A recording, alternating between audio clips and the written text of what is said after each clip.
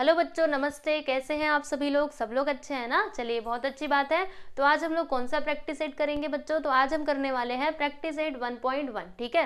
तो देखो, आप लोगों से एक रिक्वेस्ट है, जिन्होंने भी फर्स्ट पार्ट वाला वीडियो नहीं देखा है, प्लीज आप लोग उसे जरूर देख लीजिएगा।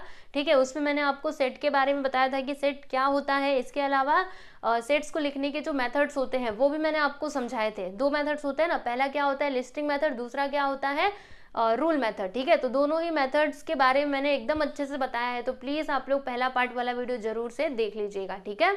तो चलो अभी देखते हैं क्वेश्चन नंबर 1 है ना, प्रैक्टिस सेट 1.1 का क्वेश्चन नंबर 1। देखो बच्चों, यहाँ पे क्या दिया है कि write the following sets in roster form, यानी यहाँ पर ये जो सेट्स दिए गए हैं इन्हें हमें लिखना है। कौन से फॉर्म में लिखना है बच्चों? रोस्टर फॉर्म में लिखना है। तो रोस्टर फॉर्म का एक दूसरा नाम भी है, बोलो क्या नाम है? Listing method. राइट। मतलब यहाँ पर ये जो सेट्स दिए गए हैं हमें इनकी लिस्ट बना करके यहाँ पर लिखना है। ठीक है। तो कैसे होगा? बहुत ही सिंपल है। चलो देखते हैं एक एक करके हम लोग क्वेश्चन को।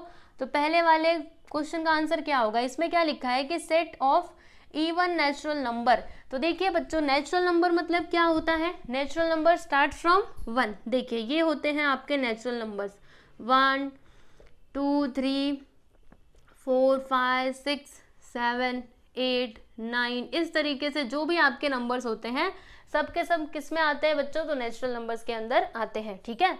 यहाँ पर हमें नेचुरल नंबर तो बताना है, लेकिन वो नेचुरल नंबर कैसे होने चाहिए बच्चों? इवन होने चाहिए। अच्छा, इवन और ऑड का डिफरेंस आप लोग जानते हो? इवन यानी वो नंबर जिसको हम लोग 2 से डिवाइड कर सकते हैं, और ऑड मतलब वो नंबर जिसको हम 2 से डिवाइड नहीं कर सकते। ठीक है।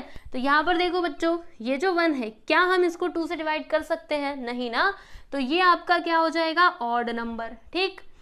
अब बताइए ये 2, क्या हम इसको 2 से डिवाइड कर सकते हैं? बिल्कुल कर सकते हैं। 2 1 से 2 होता है कि नहीं?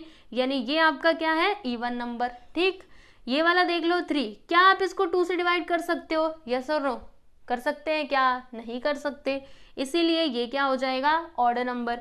फिर ये देखो 4 को हम लोग 2 से डिवाइड कर सकते हैं ना? बिल्कुल। 2 2 4, तो इसीलिए ये हो जाएगा इवन। समझ रहे हो कि नहीं? फिर ये क्या हो जाएगा बच्चों? ऑड। और ये क्या होगा? इवन। मतलब एक एक छोड़ करके देखो ऑड और इवन नंबर्स आ रहे हैं। वैसे ही 7 क्या है? ऑड है। और ये क्या है बच्चों? इवन नंबर है। ये क्या है? ऑड है, क्योंकि हम लोग इसको 2 से डिवाइड नहीं कर सकते। ठीक है। तो हमें यहाँ पे मतलब कैसे नंबर्स लिखने हैं? वो नंबर्स लिखने हैं जो इवन भी हो और नेचुरल भी हो। तो कौन कौन से नंबर्स यहाँ पर आएंगे बच्चों? बताइए। इसमें आपको इवन नंबर कौन कौन से दिखाई दे रहे हैं? एक तो ये, दूसरा ये, तीसरा ये, यानी एक एक छोड़ करके जो नंबर्स आ रहे हैं वो सभी क्या है? इवन नंबर्स हैं। तो यहाँ पर हम लोग मान लेते हैं सेट ए। सेट का नाम नहीं दिया ना, तो आप ए मान लो कि ये सेट क्या है? सेट ए। ठीक है। जिसके अंदर कौन कौन से एलिमेंट्स आएंगे? तो स्टार्ट कहाँ से हो रहा है बच्चों? 2 से। तो यहाँ पे लिखेंगे 2 4 6 8। इसी तरीके से आगे जो आपके नंबर्स रहेंगे वो सभी किस में आएंगे? तो इवन नेचुरल नंबर्स में ही आएंगे। ठीक है। ये डॉट डॉट का मतलब क्या? जितने भी नंबर्स हैं सब के सब यहाँ पे आ सकते हैं, लेकिन वो इवन नंबर ही आएंगे। ठीक है। क्लियर हुआ आप लोगों को? अभी नेक्स्ट वन देख लिया जाए। तो ये रहा आपका अगला सवाल। इसमें क्या दिया है कि set of even prime numbers from 1 to 50। तो देखो बच्चों, यहाँ पर हमें प्राइम नंबर्स बताना है, लेकिन वो प्राइम नंबर्स कैसे होने चाहिए? तो इवन होने चाहिए। ठीक है। तो पहली बात तो ये है कि प्राइम नंबर मतलब क्या होता है, आप लोगों ने सीखा है ना? चलो एक बार आपको रिवाइज करवा देती हूँ। अगर आप भूल गए होंगे तो भी कोई बात नहीं, मैं हूं ना। आपको कुछ नहीं करना, बस ध्यान से देखते जाओ, आपको सारी चीजें समझ में आएंगी। और एक और बात बताना चाहती हूँ, आप लोग लाइन से प्लीज वीडियोस को देखिएगा। ठीक है। जैसे पहले मैंने जो वीडियो डाला था उसको देखिए, उसके बाद से इसे देखिएगा। जब आप एक सीक्वेंस में मतलब सारी चीजों की पढ़ाई करते हो ना, तो आपको अच्छे से सारे कंसेप्ट क्लियर होते हैं। ठीक है। फिर कुछ भी डाउट नहीं आने वाला, समझे? इसीलिए लाइन से देखना। चलो प्राइम नंबर के बारे में आप लोग को बताती हूँ। तो देखो बच्चों, प्राइम नंबर मतलब वो नंबर होता है जिसके बस 2 ही फैक्टर्स होते हैं। कितने? 2। पहला तो 1 और दूसरा वो नंबर खुद। ठीक है। फॉर एग्जाम्पल, कौन सा एग्जाम्पल लिया जाए? चलो 2 का ही ले लेते हैं। इसके फैक्टर्स बताइए। तो 2 का फैक्टर हो सकता है 1 और 2 का फैक्टर हो सकता है 2 खुद, है ना? और कोई इसके फैक्टर हो सकते हैं क्या? और किसी के टेबल में 2 आता है? नहीं आता है। मतलब ये क्या हो जाएगा बच्चों? ये प्राइम नंबर है। ठीक है। 3 की बात करते हैं। कितने फैक्टर्स होते हैं इसके? एक तो 1, दूसरा 3, और कुछ भी हो सकता है क्या? 2 के टेबल में 3 आता है? नहीं आता। मतलब ये भी प्राइम नंबर है। ठीक है, थोड़ा और आगे चलो, है ना, आगे बढ़ो तब पता चलेगा। देखो क्या ये प्राइम नंबर है, इसके फैक्टर्स बताइए 1, ठीक, और 4 तो 2 के भी टेबल में आता है तो यहाँ पे लिख दिया 2। और कोई इसका फैक्टर हो सकता है क्या, सोचिए। तो जी हाँ, एक और फैक्टर हो सकता है ना बच्चों 4, क्योंकि 4 वन सा क्या होता है 4। तो इसके कितने फैक्टर्स हैं, 3 फैक्टर्स है। मैंने आपको कंडीशन क्या बताई थी प्राइम नंबर के लिए, बस 2 ही फैक्टर्स होने चाहिए, है ना। यहाँ पे तो 3 हो गए, यानी कि ये प्राइम नंबर नहीं है। ठीक है, क्लियर हुआ आप लोगों को प्राइम नंबर। अभी प्राइम नंबर तो आप समझ गए, ठीक है। तो हमें इवन प्राइम नंबर बताना है फ्रॉम 1 to 50, यानी 1 से लेकर के 50 तक के जो प्राइम नंबर्स है ना, उसमें इवन नंबर कौन कौन से हैं वो हमें यहाँ पे ला करके लिखना है। ठीक है, तो चलो 1 से 50 तक के सारे जो नंबर्स होते हैं प्राइम नंबर्स, वो हम पहले यहाँ पे लिख लेते हैं। ठीक है, चलो मैं इधर ही आपको लिख करके बताती हूँ prime numbers.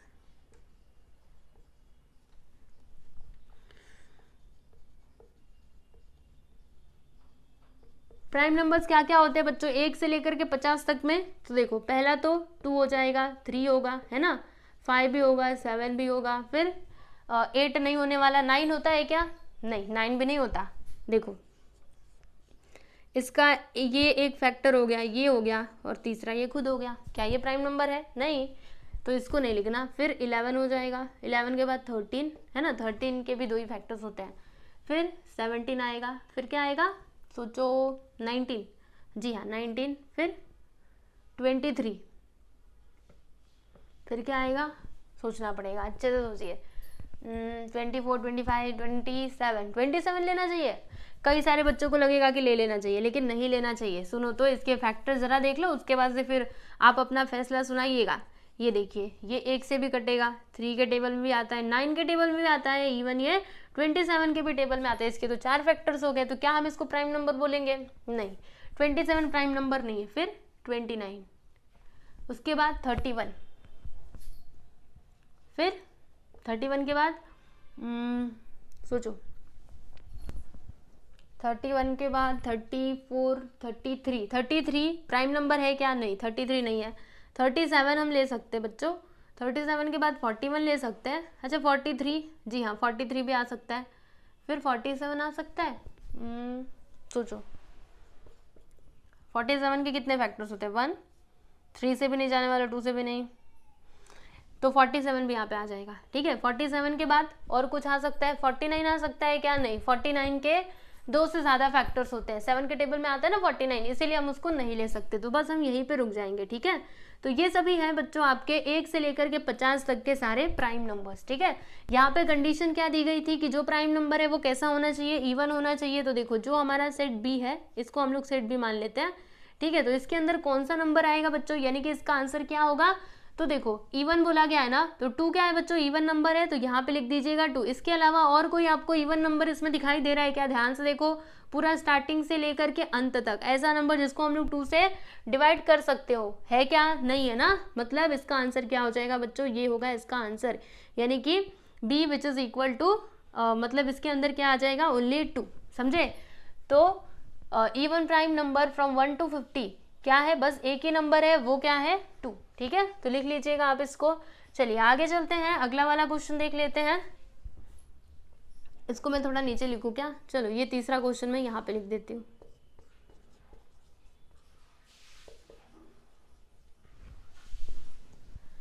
Set of negative integers. ठीक है, ये बहुत एकदम पास हो गया था ना, तो अच्छा नहीं लग रहा था। ठीक है, अब पता चलेगा आप लोगों को कि वो अलग है।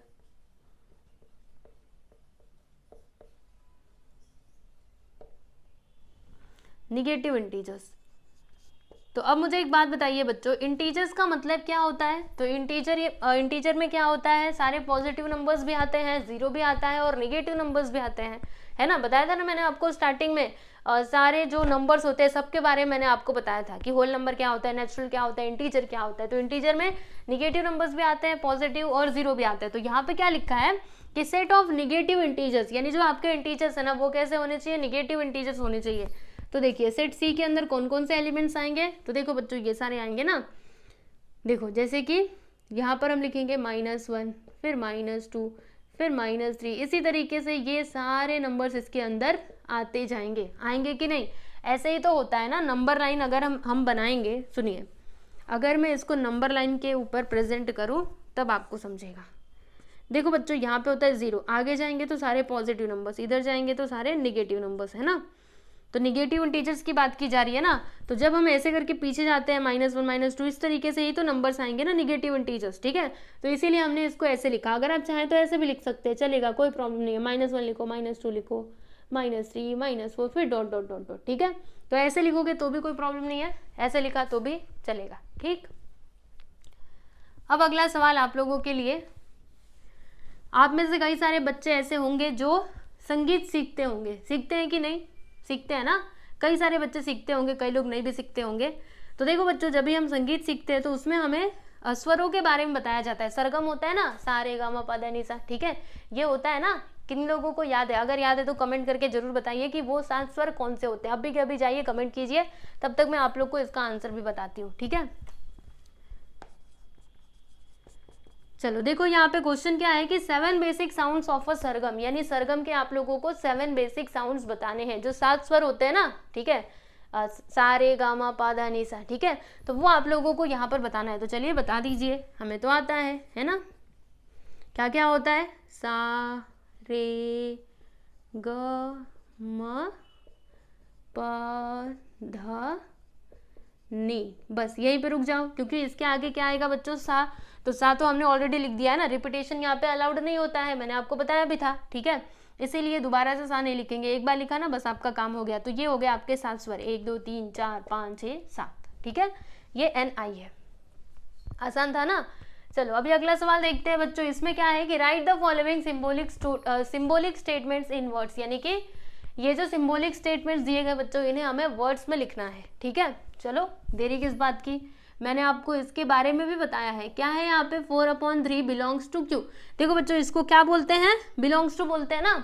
तो आप इसको कैसे लिख करके दिखाएंगे? ऐसे लिखिएगा कि 4/3 बिलोंग्स टू क्यू,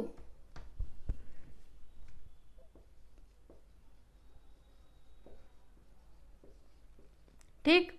आप ऐसे भी लिख सकते हैं, या फिर एक और तरीका मैंने आपको बताया था ना बच्चों, 2 तरीके मैंने आपको बताए थे। आप ऐसे भी लिख सकते हैं या फिर ऐसे भी लिख सकते हो कि 4/3 इज एन एलिमेंट ऑफ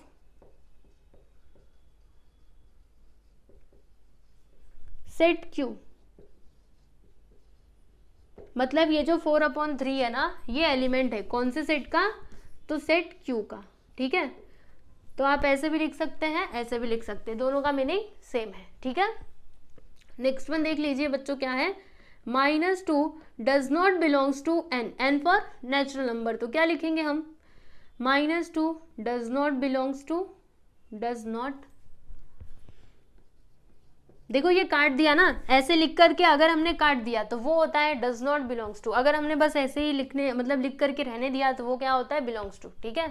तो does not belongs to n, या तो आप ऐसे भी लिख सकते हो या फिर ऐसे लिख दीजिए कि -2 is not an element of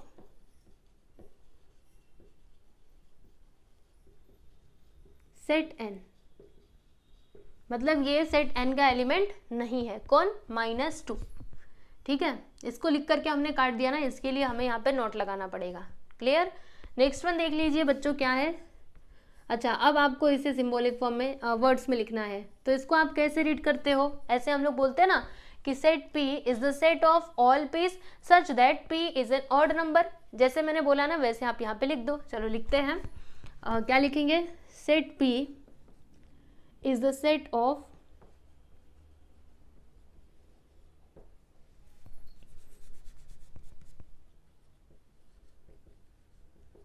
all p's such that p is an odd number।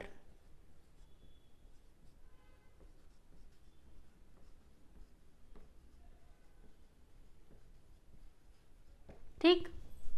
Next one देख लो बच्चों, क्या है कि राइट एनी 2 सेट्स। अच्छा, यहाँ पे दूसरा क्वेश्चन कंप्लीट हो गया, पहला और दूसरा क्वेश्चन हमने सॉल्व कर लिया। अब हम लोग पहुंच चुके हैं क्वेश्चन नंबर 3 पर। तो इसमें क्या दिया है कि write any 2 sets by listing method and by rule method, यानी कि आपको 2 सेट्स लिखने हैं बच्चों, दोनों कैसे लिखने हैं, लिस्टिंग और रूल मेथड दोनों में ही लिखने हैं, ठीक है। चलो देखते हैं इसका सॉल्यूशन, इसका आंसर, ठीक है। तो देखो बच्चों, ये एक ओपन एंडेड क्वेश्चन है, यानी अगर आप चाहें तो इसको खुद से भी कर सकते हैं। आप अपने मन से एक सेट लिखिए और वो सेट को लिस्टिंग मेथड में भी लिखो और फिर रूल मेथड में भी लिख दो, ठीक है। तो आपके मन में अगर कोई एग्जाम्पल आ रहा है तो आप मुझे कमेंट करके जरूर बताइएगा, ठीक है। कमेंट करके अगर आ रहा है तो अब भी जाके कमेंट करो, ठीक है। मैं आपको आंसर भी वैसे बता ही रही हूँ। तो देखो हम लोग यहाँ पे सेट ए ले लेते हैं, सेट ए, जिसके अंदर हम एलिमेंट्स लिखते हैं। रुकिए, सोचना पड़ेगा ए क्या लिया जाए, 1 2 3 4 5 या फिर कुछ और, सोचिए। यहाँ पे हम ले लेते, चलो 2 5, ऐसे नहीं, लाइन से ही ले लेते, चलो 1 2 3 4 5 6, बस ये 6 तक, ठीक है। तो ये तो हमने इसको लिस्टिंग मेथड में लिखा है ना, अभी हमें इसे रूल मेथड में भी लिखना पड़ेगा। तो चलो रूल मेथड में लिख देते हैं। तो कैसे लिखेंगे बच्चों, set A is the set of all x such that, x यहाँ पे क्या है, तो x belongs to natural number, ठीक है। और यहाँ पे लिमिट कितनी है, तो ये 1 से लेकर के 6 तक है ना, यानी हम ऐसे बोल सकते हैं एंड एक्स जो है वो क्या है बच्चों, 7 से छोटा है, 7 से छोटा ही 6 होता है ना, तो क्या लिखेंगे, लेस देन 7। बस इस तरीके से हमने इसको क्या किया, लिस्टिंग मेथड में भी लिख दिया, लिस्टिंग नहीं रूल मेथड, ठीक है। ये था लिस्टिंग मेथड, ये था रूल मेथड, समझा ना आप लोगों को कैसे किया हमने, ठीक है। अब नेक्स्ट वन देख लेते हैं बी। अब फिर से आप अपने मन में सोचो कोई सेट, तो कौन सा सेट लिया जाए, सोचना पड़ेगा, अच्छे से सोचिए। इसमें से कोई ले ले,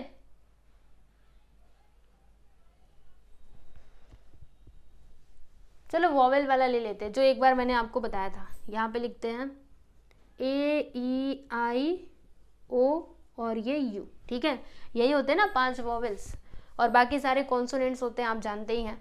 तो देखिए अब इसे हमें रूल मेथड में लिखना पड़ेगा। तो क्या लिखेंगे, set B is the set of all x such that, x जो है वो क्या है, तो एक्स इज एन इंग्लिश, नहीं, x is a vowel of, x is vowel of, ऐसे लिखिएगा, रुकिए 1 minute, x is a vowel of English alphabet, yes सही लिखा, x is a vowel of English alphabet.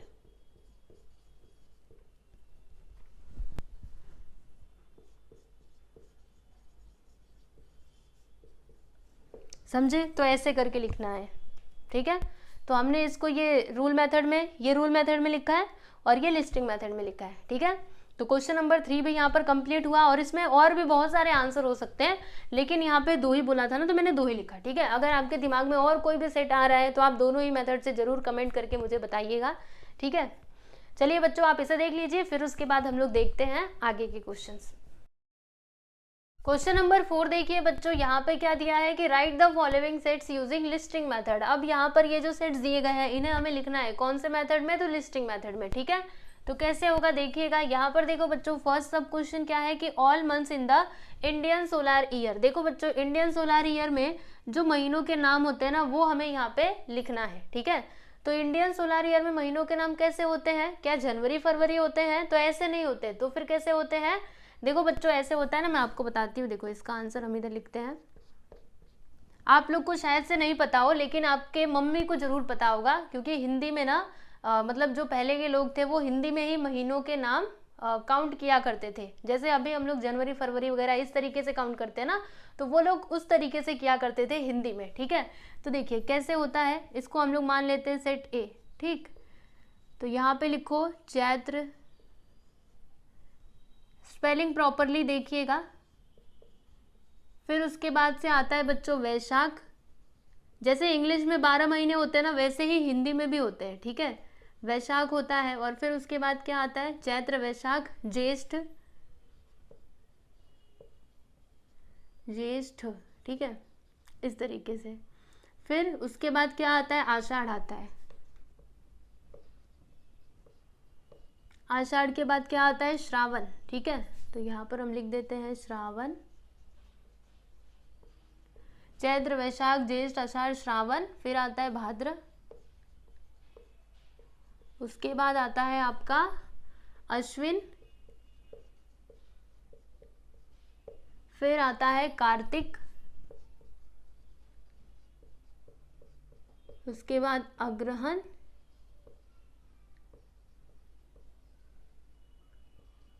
अग्रहायण, ठीक है। फिर यहाँ पर आता है बच्चों पौष, ठीक है, माघ, माघ आता है, फिर जाके पौष और तब जाके फागुन, ठीक है। माघ लिखिएगा MAGH। फिर यहाँ पे आता है पौष और तब जाके आता है बच्चों फागुन, ठीक है। अच्छा, फागुन में कौन सा त्यौहार पड़ता है पता है आप लोगों को? कोई एक बहुत ही अच्छा सा फेस्टिवल है जो फागुन में पड़ता है, जिसको भी पता है मुझे कमेंट करके जरूर बताइएगा, ठीक है। वैसे आप में से बहुत सारे बच्चों को ये फागुन का मतलब पता होगा कि इस महीने में कौन सा त्यौहार पड़ता है, ठीक है। तो देखिए बच्चों, ये हो गए 12 महीनों के नाम इंडियन सोलर ईयर में। गिनो 12 है कि नहीं? 1 2 3 4 5 6 7 8 9 10 11 12, ठीक है। कौन कौन से हैं एक बार मैं आपको पढ़ करके बता देती हूँ, सुनो ध्यान से। चैत्र, वैशाख, ज्येष्ठ, आषाढ़, श्रावण, भाद्र, अश्विन, कार्तिक, अग्रहण, फिर माघ, पौष और लास्ट में आ गया फागुन, ठीक है। अब नेक्स्ट वन देख लेते हैं, सेकेंड क्वेश्चन। यहाँ पे क्या है कि letters in the word complement. अब इसे हमें लिखना है लिस्टिंग मेथड में। चलिए लिख देते हैं, यहाँ पे लिखते हैं इसका आंसर। इसको हम लोग मान लेते हैं बच्चों सेट बी, ठीक है। तो इसके अंदर कौन कौन से एलिमेंट आएंगे? तो इसमें जो मतलब लेटर्स है उन्हें आप लिख दो। तो सी है तो लिख दीजिए, ओ है तो ये भी लिखिए, एम है, फिर उसके बाद पी है, फिर क्या है बच्चों एल है, लिख दिया हमने, उसके बाद ई है, ये भी लिख दिया, फिर क्या है बच्चों एम है। तो क्या हम लोग एम फिर से लिखें? यहाँ पे एक बार एम लिखा ना, बस हो गया, ठीक है। अभी ये एम दोबारा से आ रहे तो इसे लिखने की जरूरत नहीं है, ठीक है। मुझे एक बात बताइए, क्या हम लोग ई फिर से लिखें? ई तो हमने ऑलरेडी लिखा है, तो अभी हम इसे नहीं लिखेंगे। एन लिखना है क्या? जी बिल्कुल, एन को लिख लीजिएगा और टी को लिख लीजिएगा, बस आपका काम खत्म। ये हो गया आपका फाइनल आंसर, ठीक है। नेक्स्ट वन देख लीजिए बच्चों, set of human sensory organs. अब बताइए ह्यूमन सेंसरी ऑर्गन्स कौन कौन से होते हैं? तो 5 होते हैं बच्चों, जिससे हमें पता चलता है। जैसे कि मैं आपको बताती हूँ, आपकी स्किन ये किस में आती है बच्चों? सेंसरी ऑर्गन में। क्योंकि देखो, अगर कोई चीज़ ठंडा है या फिर गर्म है तो हमें कैसे पता चलता है? कोई चीज़ गर्म है तो जब आपकी स्किन उससे टच होती है तो आपको पता चलता है ना ये गर्म है। देख करके बता सकते हो क्या? नहीं, जब आप ऐसे टच करते हो तब जाके आपको पता चलता है, ठीक है। तो इसीलिए सेंसरी ऑर्गन में आएगा। इसके अलावा जो आपके आईज है वो भी सेंसरी ऑर्गन में ही आते हैं। क्यों ऐसा? अरे क्योंकि देखो, कोई भी चीज़ है जब हम उसको देखते हैं तब तो पता चलता है कि हमारे सामने क्या है, ठीक है। आपका टंग जो है वो भी क्या है बच्चों? सेंसरी ऑर्गन के अंदर ही आता है, ओके। तो कौन कौन से ऑर्गन्स यहाँ पर आएंगे? 5 है। देखो कैसे, मैं आपको बताती हूँ। पहला आप लिख दीजिएगा बच्चों आईज, आपकी आंखें, फिर ईयर्स, ठीक, फिर मैंने क्या बताया था? स्किन, उसके बाद टंग, TONGUE, और लास्ट में आप लिख दीजिए नोज, है ना। इसकी मदद से भी तो हमें बहुत कुछ पता चलता है ना। तो 5 हुए कि नहीं? 1 2 3 4 5 हो गए ना। तो ये होते हैं 5 सेंसरी ऑर्गन्स ह्यूमन बॉडी में, मतलब ह्यूमन के अंदर, ठीक है। चलो अभी नेक्स्ट वन देख लेते हैं बच्चों। यहाँ पे हमें क्या बताना है? Set of prime numbers from 1 to 20, यानी 1 से लेकर के 20 तक के बीच में जो भी प्राइम नंबर्स आते हैं वो हमें लिखते जाना है। तो ये तो बहुत ही सिंपल है, प्राइम नंबर्स हम जानते हैं। बताइए प्राइम नंबर क्या होता है बच्चों? 1 प्राइम नंबर है क्या? नहीं, 1 का तो बस एक ही फैक्टर होता है। तो 2 प्राइम नंबर है जी बिल्कुल, 3, हाँ ये भी है, फिर 5 ये भी प्राइम नंबर है, 7 भी है, फिर 11, फिर यहाँ पे 13 लिख दीजिएगा, उसके बाद से 17 लिखना और यहाँ पे लिख देना 19, बस आपका काम खत्म, है ना। अगर आप 19 के आगे जाओगे तब तो वो आपके प्राइम नंबर्स मतलब वो तो इस रेंज के बाहर चले जाएंगे ना। हमें बस 1 से लेकर के 20 तक में ही देखना है, ठीक है। तो क्या क्या आएंगे बच्चों? ये सारे नंबर्स आ जाएंगे, 2 3 5 7 11 13 17 और ये 19, ठीक है। अगला देख लीजिए, हाँ फिर से एक जनरल नॉलेज। यहाँ पे देखो आपको क्या क्या मतलब क्या क्या सीखने के लिए मिल रहा है। यहाँ पे हमने इंडियन सोलर ईयर के जो भी महीने के नाम होते हैं वो हमने सीखे, फिर यहाँ पे ह्यूमन सेंसरी ऑर्गन के बारे में हमने जाना, और यहाँ पे अभी हम जानेंगे कॉन्टिनेंट्स के बारे में, ठीक है। ये जो हमारा पूरा वर्ल्ड है यानी कि जो पृथ्वी है ना बच्चों, इस पे 7 कॉन्टिनेंट्स होते हैं। कॉन्टिनेंट्स मतलब क्या? जिसपे हम लोग रहते हैं, ह्यूमन बींग रहते हैं, ठीक है, यानी कि जमीन, ओके। तो ऐसे करके 7 कॉन्टिनेंट्स है। कौन कौन से हैं बच्चों? उसके नाम आपको यहाँ पे लिखने हैं। तो हम लोग इसको मान लेते हैं सेट ई, ठीक है। तो याद कर लीजिए 7 कॉन्टिनेंट्स कौन कौन से हैं। तो देखो बच्चों, सबसे पहले तो अपना प्यारा एशिया हम लिख देते हैं, जिसमें हमारा भारत देश भी आता है, भारत पाकिस्तान और जो भी है ये हमारे आजू बाजू के सारे जो भी देश हैं वो किस में आते हैं बच्चों, ये एशिया कॉन्टिनेंट में आते हैं, ठीक है। इसके अलावा एशिया हो गया ना, अब लिखिएगा अफ्रीका, फिर क्या होता है अंटार्कटिका, अंटार्कटिका हो गया। उसके बाद क्या होता है बच्चों, एक और कॉन्टिनेंट होता है, ये होता है यूरोप, ठीक। यूरोप के बाद क्या होता है ऑस्ट्रेलिया, ठीक है, 7 होंगे देख लीजिए, ऑस्ट्रेलिया। फिर क्या आता है, फिर साउथ अमेरिका और नॉर्थ अमेरिका, ठीक है, साउथ अमेरिका और नॉर्थ अमेरिका,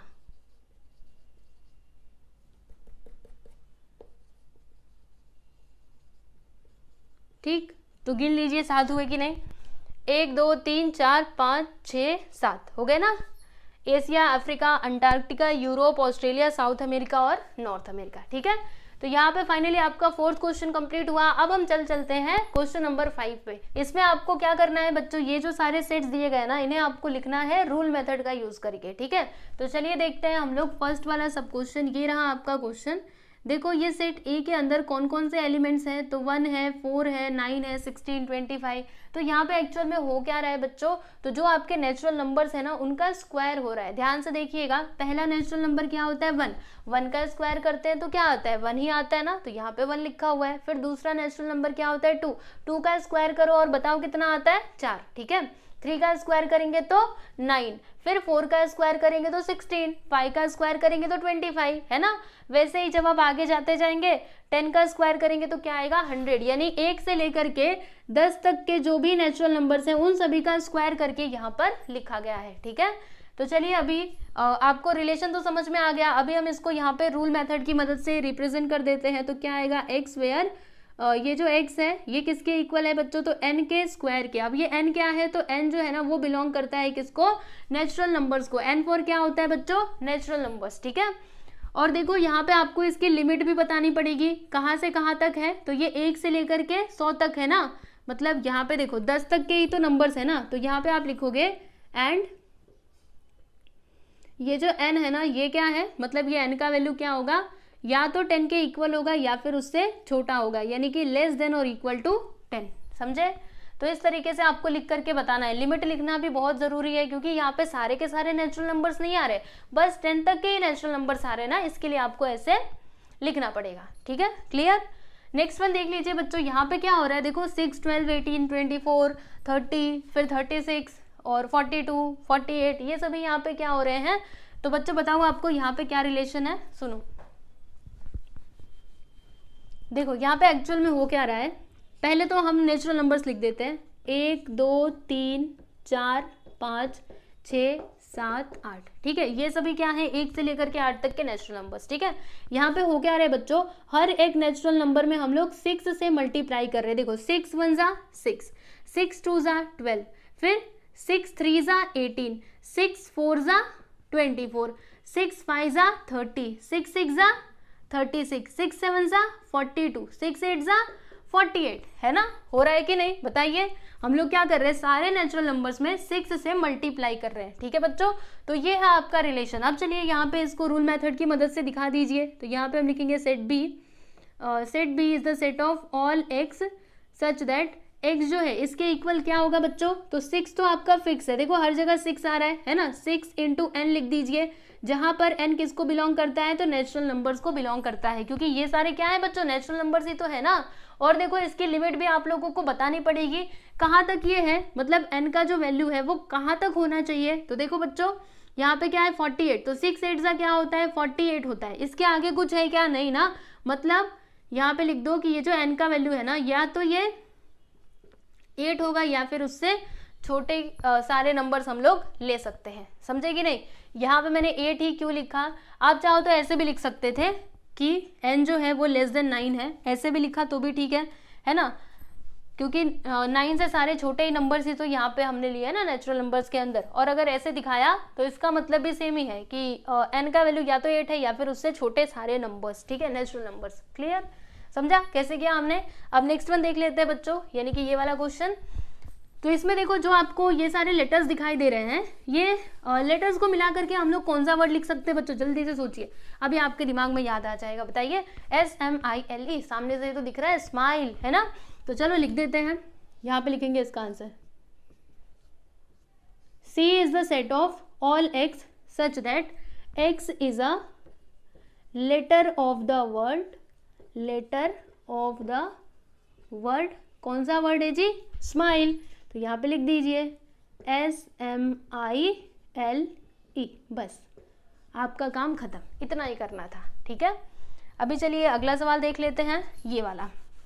यहाँ पे क्या हो रहा है, देखो यहाँ पे सारे वीक के नाम दिए गए हैं, है ना। Sunday, Monday, Tuesday, Wednesday, week के नहीं, सॉरी, जो आपके डेज होते हैं उनके नाम दिए गए हैं, Sunday, Monday, Tuesday, Wednesday, Thursday, Friday, Saturday.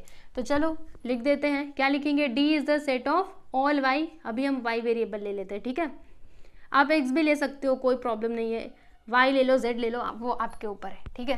तो y is the set of all y such that y क्या है, तो y is a day of a week, है ना। y क्या है बच्चों, तो वीक का डे है ना। संडे क्या है, बोलो संडे क्या है, तो वीक में जो डे होता है वो है संडे। फिर मंडे क्या है, वो भी एक डे है ना। तो वही हम यहाँ पे बता रहे हैं कि y is a day of a week, ठीक है, समझे कि नहीं। यहाँ पर ये जो वेरिएबल होता है ना बच्चों, ये किसको डिफाइन करता है, तो ये जो इसके अंदर एलिमेंट्स होते हैं ना, उनको ये डिफाइन करता है, ठीक है। जब आप इसको पढ़ोगे ना, आपको समझ में आ जाएगा कि इस सेट के अंदर कौन कौन से एलिमेंट्स आएंगे, ठीक है, क्योंकि वीक में यही तो सारे डेज होते हैं ना। बस चलो अब ये वाला देख लेते हैं बच्चों। अब यहाँ पर क्या है, तो यहाँ पर AET 3 लेटर्स दिए गए हैं, ठीक है।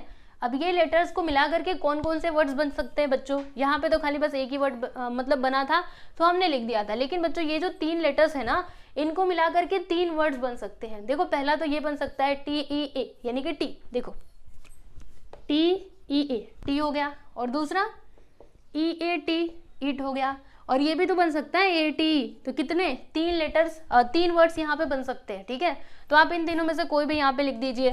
क्या लिखेंगे, X is the set of all Z where, मतलब such that Z is a letter of the word, कौन सा वर्ड है जी, तीनों में से कोई भी आप लिख दो। T लिखना है, 8 लिखना है, 8 लिखना है, 8 लिख देते हैं, ठीक। तो ये है आपका फाइनल आंसर, समझे। तो फाइनली बच्चों आपका ये जो प्रैक्टिस सेट 1.1 है ना, ये होता है कंप्लीट। और सारे क्वेश्चन आपको समझ में आए कि नहीं, कमेंट करके आप जरूर बताना, ठीक है, जरूर बताइएगा।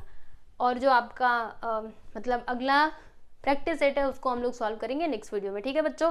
अगर आपको कोई भी वीडियो चाहिए, या तो आप यूट्यूब पे सर्च कीजिए नाम डाल करके, या फिर आप प्लेलिस्ट में जाएंगे ना, तो प्लेलिस्ट में अच्छे से सारी प्लेलिस्ट बनी हुई है, तो आप लोग वहाँ से भी जा करके वीडियोस को देख सकते हैं और अपनी पढ़ाई अच्छे से कर सकते हैं, ठीक है बच्चों। और बाकी और कुछ अगर आप बोलना चाहते हैं तो कमेंट करके ज़रूर बता दीजिए, ओके। चलिए चलते हैं, मिलेंगे अभी हम लोग नेक्स्ट वीडियो में, ठीक है। Good bye everyone.